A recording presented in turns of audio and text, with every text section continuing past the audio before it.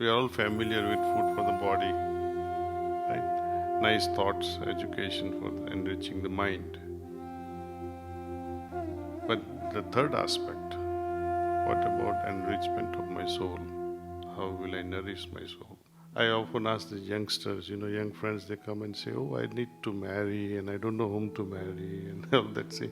I say, would you marry a person exactly like yourself who has your habits? Or when they are ready to business, would you do, would you enter in partnership with a person who thinks like you? Then they start really go inward and say, "Oh, not really."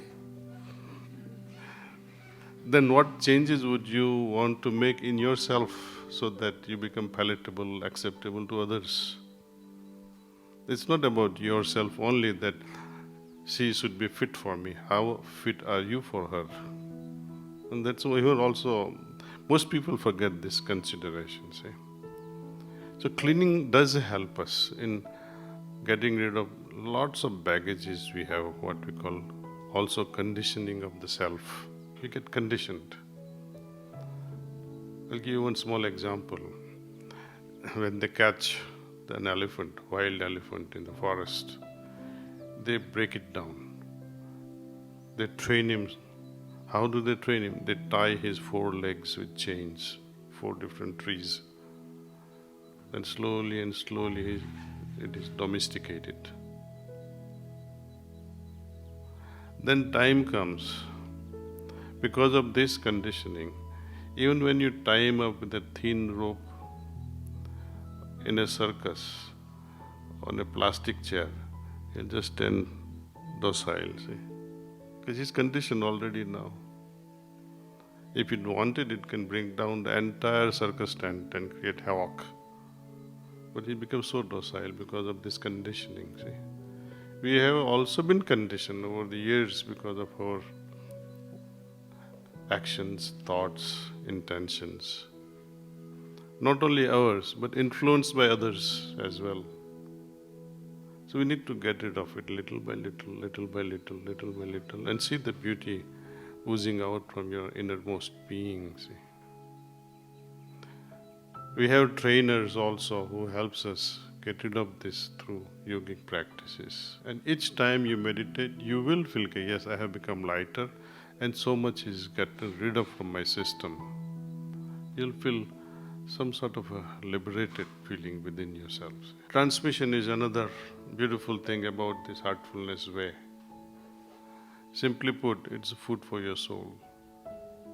We are all familiar with food for the body, right? Nice thoughts, education for enriching the mind. But the third aspect, what about enrichment of my soul? How will I nourish my soul? Then we have to depend on such masters who can transmit to us, help us go deeper in meditation. See?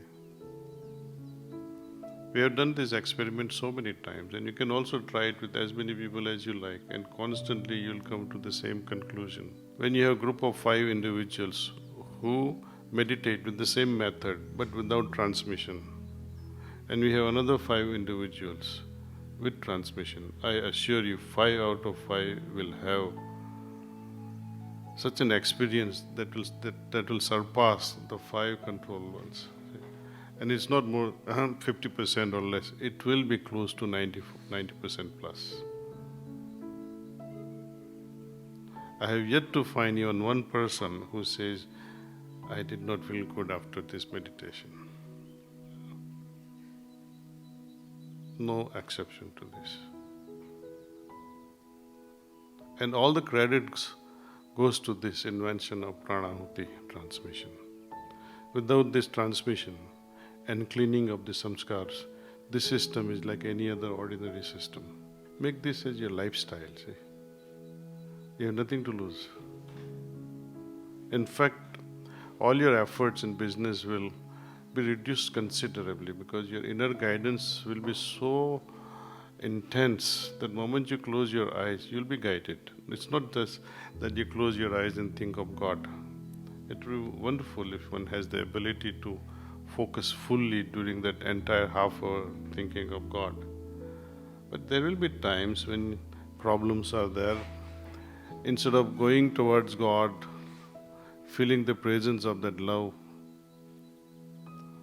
you will be engaged with your problems. Nothing wrong with those things. I would rather contemplate on these problems at night time and sleep without any judgment. By morning, I assure you, you'll come to some conclusion which will be favorable. If nothing else, you will surely be guided what is wrong.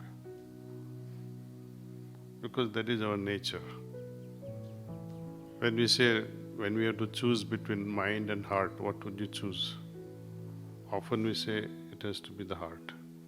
But that has also to sync with what my mind says, otherwise you remain frustrated. See? So there has to be marriage of mind and your heart. See? It's very easy to also decide whether it's coming from my heart or whether it's coming from my mind. How heart always corrects us. Always.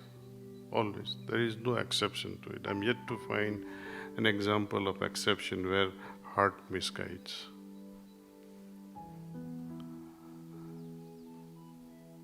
Heart will tell you whenever something goes wrong, instantly, because that is not in natural order.